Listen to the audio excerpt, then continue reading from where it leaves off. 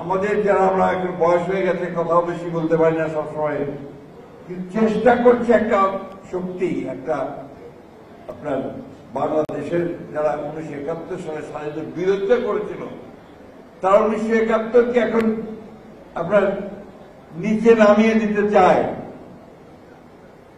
তারা শুধুমাত্র 24শে জুলাইয়ের যে আন্দোলন তাকে বড় করে দেখাতে চায়। আমরা 1924-এর যে আন্দোলন সেটা 15 বছর ধরে করেছি, এক আধ দিন নয়। আমরা দেশে গণতন্ত্র প্রতিষ্ঠার জন্য, ফ্যাসিস্ট শক্তিকে পরাজিত করবার জন্য, হাসিনাকে উৎখাত করার জন্য আমরা কিন্তু 15 বছর সংগ্রাম করেছি। আমাদের মুক্তিযোদ্ধারা সংগ্রাম করেছেন। আজকে যদি কেউ দাবি করেন যে এককভাবে তারা যে কৃতিত্ব, আমরা সেটা মানতে রাজি নই। আমাদের 60 লক্ষ মানুষের বিরুদ্ধে মিথ্যা মামলা হয়েছে।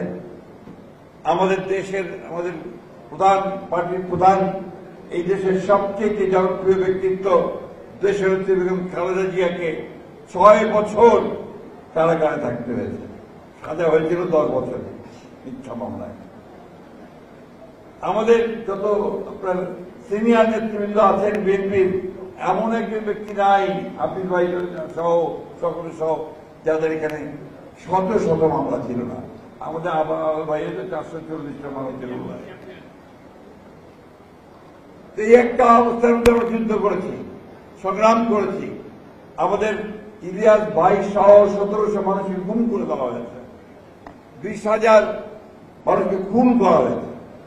একটা ফ্যাসিবাদী দানবীয় রাষ্ট্র কায়েম করা হয়েছিল শেখ হাসিনার নেতৃত্বে। আমরা সেটার বিরুদ্ধে লড়াই করেছি। আজকে এখানে বিভক্তি আমরা আনতে চাই না, কিন্তু অত্যন্ত পরিকল্পিতভাবে কিছু কিছু শক্তি, কিছু কিছু মানুষ এখানে বিভক্তি আনতে চায়। 1971 সালকে যারা ভুলিয়ে দিতে চায়, তাদের লক্ষ্য একটাই, যে তারা 1971-কে অস্বীকার করতে চায়। এবং আমরা যে বাংলাদেশে একটা স্বাধীন সার্বভৌম রাষ্ট্র হয়েছি লড়াই করে, যুদ্ধের মধ্য দিয়ে, আমাদের নেতা শেখ জিয়া রহমানের ঘোষণার মধ্য দিয়ে, সেটাকে তারা অস্বীকার করতে চায়। আমরা এই ব্যাপারে খুব পরিষ্কার করে বলতে চাই, 1971 সালকে ভুলিয়ে দেওয়ার কোনো অবকাশ নেই। কারণ ওটাই হচ্ছে আমাদের জন্মের ঠিকানা। এই দেশে, এই ভূখণ্ড একটা স্বাধীন দেশ হিসাবে মর্যাদা পেয়েছে।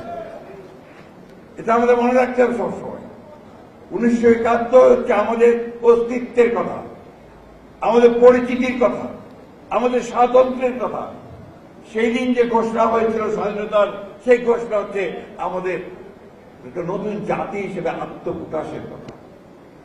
বন্ধুগণ, আজকে সেই সমস্ত শক্তির অনেক বেশি উল্লম্ফন দেখতে পাই আমরা। একবার স্মরণ করুন অতীতের কথা, আমি কারো নাম ধরে বলবো না, কিন্তু নিজেদের অতীতকে স্মরণ করবেন। 1971 সালে আপনাদের কি ভূমিকা ছিল সেটাও আপনারা মনে রাখবেন। আমি কথাটা পরিষ্কার করে বলতে চাই, তাতে আপনার নাকশরা আমার কিছু করার নাই।